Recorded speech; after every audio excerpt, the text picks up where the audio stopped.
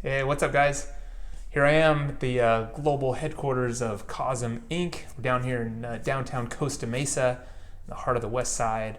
But I had a few minutes today. We're moving into I'm here in my little office here in the studio. But I had a few minutes. I wanted to share some thoughts with you because I had some thoughts on careers in sustainability.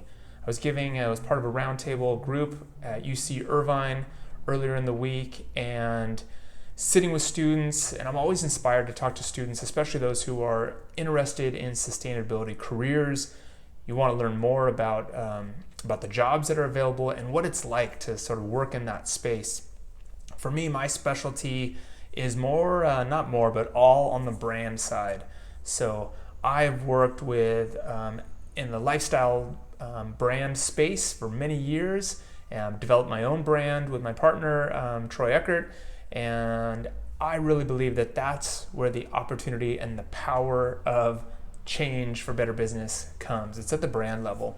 But a lot of the conversation was focused on getting involved in groups and networking.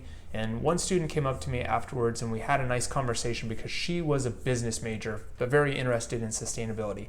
So I think it's one thing, if you are interested in going down the path of urban planning or engineering or conservation or working with a nonprofit group or clean tech, and those are all really important and great things, and those are a big part of the sustainability ecosphere, if you will. But I think there's a big opportunity as well working in brands and working with products, because I really believe that that is what most of us are driven by. It's the things that we do, the things that we buy, the brands that we listen to. It's those brands that have all of those marketing dollars that are constantly reaching us and hitting us, and most of us are just consumed by it. So if we can get those brands to do things better, then that is when real change will happen. And how do brands do things better? Well, for a couple ways. One, either from the inside or from the outside. And when it's from the outside, it's from the consumer. Either the consumer demanding it, putting pressure on them. That's a small portion of it. Nonprofit groups can put a lot of pressure, and regulation can put a lot of pressure.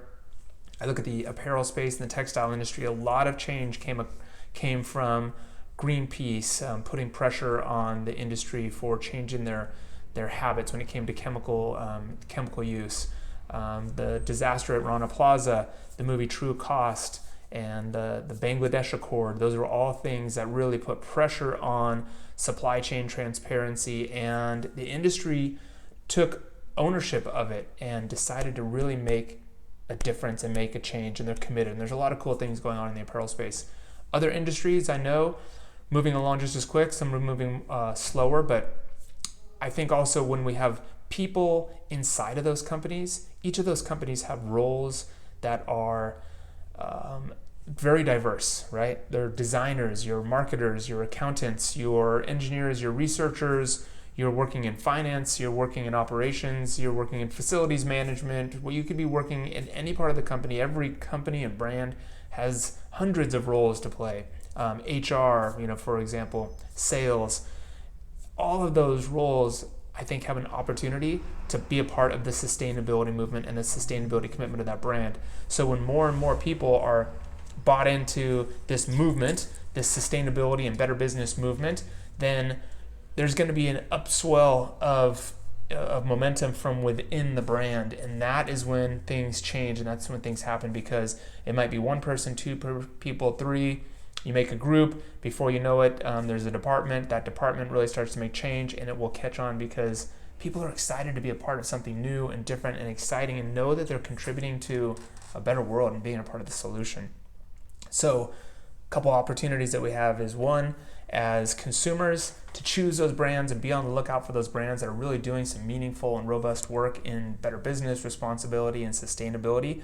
And two, no matter what role you play, whatever job you have in any company or any brand, any product brand or a service, be vocal and make yourself heard and let people know that you want to do things differently, and ask questions. Ask how things are made and where they're made and why they're made a certain way and why things have a certain smell and look, and you can kind of get a sense when things aren't right and they could be done better.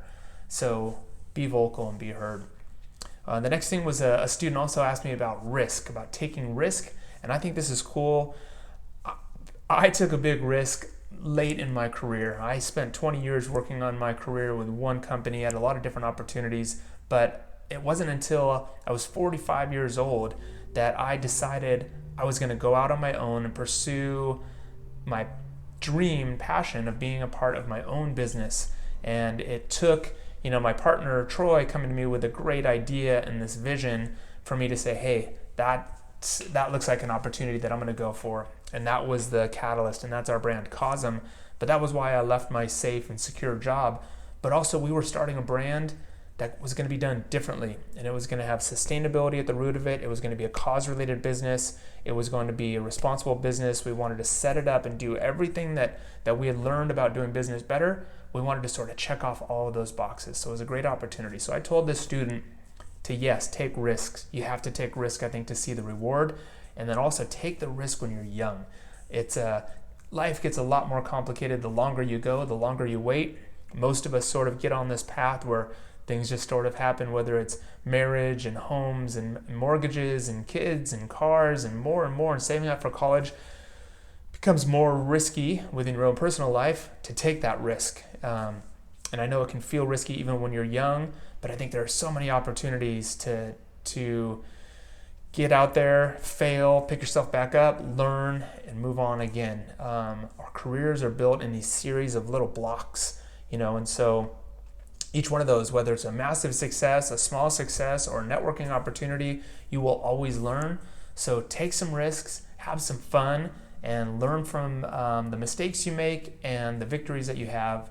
But no matter what, always consider how you can do things better and be a part of this community, of the Underswell, and this idea that there's a real opportunity for the world to be a better place. And I think a lot of it's going to be driven by brands and by products, because in the end, most of us are just a really big part of that. So that's it for now.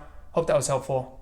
Ask me any questions you've got. If you ever want to talk about a topic regarding sustainability, products, career paths, education, hit me up. I'm at The Underswell. Just direct message me on Instagram or the YouTube page, or even on my website. Talk to you later.